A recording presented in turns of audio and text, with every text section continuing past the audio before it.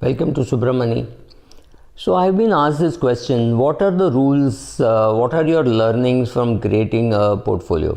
So how do you go and create a nine digit or a 10-digit portfolio, and how much time does it take? And well, you have got to be lucky about that. There is no doubt, because maybe right time, right place.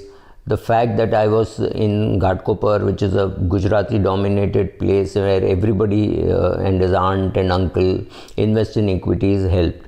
I was soaked in equities by the time I was in class 12. I knew there is a share market and this is what happens. It works from 11 to 3. Remember those days it used to be 11 to 3 and then it got changed from 9 to 3:30.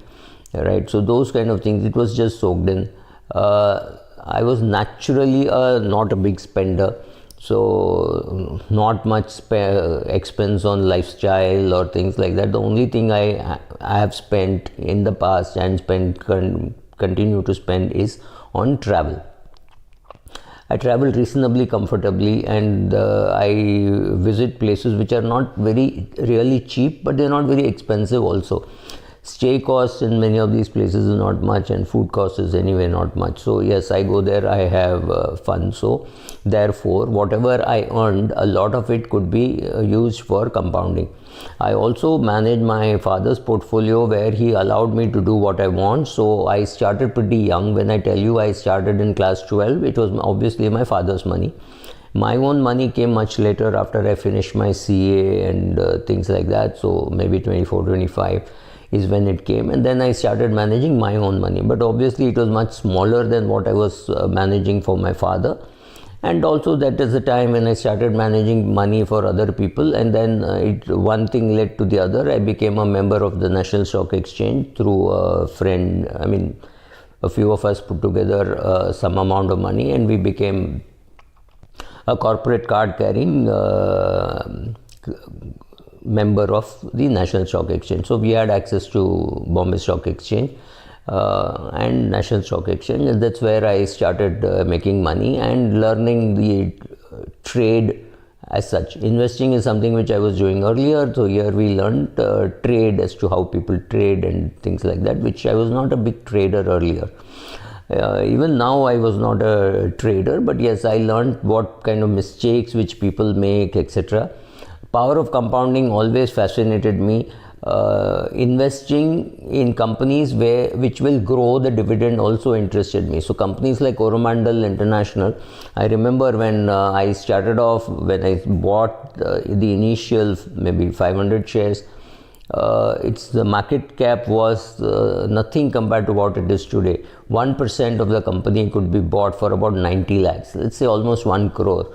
Today 1% is 230 crores, so it's a 230 bagger, plus it has paid dividends.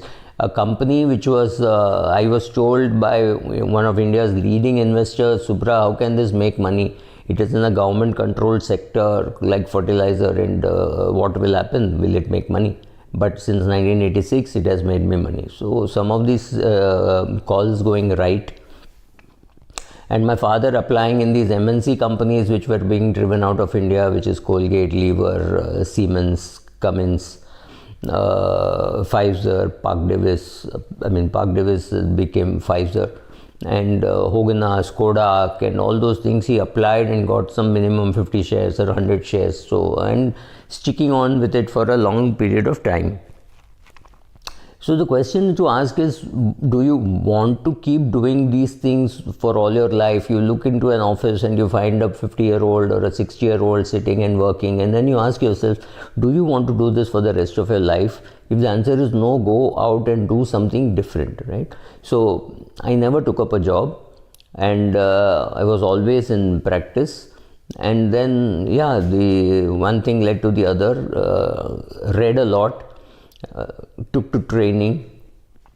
Training was always very easy, simply because I used to train mostly on equity. So equity markets was anyway there in my blood. So teaching equity was a pleasure, and I did a lot of work, and that's it. So the question is, what all should you do? I don't know, because largely I can only say what I did and how I benefited. But very important, some of the things which I learned and later on which I also found out to be true is you have to know where you want to go. You cannot go where your neighbor wants to go, right? So you find your vehicle for going wherever you want to go. So suppose I want to go to New York, and my friend gives me his Mercedes, and I reach the airport. I cannot sit there and say, wow, this car is great, let me not get down. I'll take the same vehicle to go to New York. It's not going to happen, right? I have to change my vehicle. So during your investments, sometimes you will be happy with what you're doing, sometimes you'll have to make changes in what you're doing, right? So what all should you do? First, create a system. An SIP is a system, right? Taking term insurance makes sense, so maybe take term insurance. Pay yourself first, because you already have a goal list, you know what you should do. So when you get 100 rupees, you know how much to allocate to retirement, how much to children's education, etc., etc. So create that system. That system will work. There is absolutely no doubt that the system will work. Second, dealing with the media is not very easy, because we all come on TV and keep saying now this market will do this, market will do that. That's our view, and our views have been wrong for very long periods of time, right? So don't just get carried away by some expert talk. Check out experts' veracity over a long period of time, maybe at least 6 months, 8 months. You see what he said, what happened in the market. There is data available like that today. So pull out this data, use this, and find where you stand, right?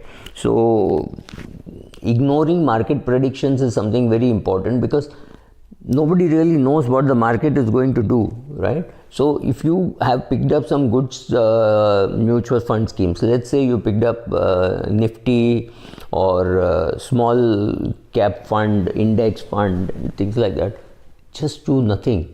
Just continue your SIP. If it's a rising SIP, even better, because this year you're doing 10,000, next year I'm sure you can afford 11,000.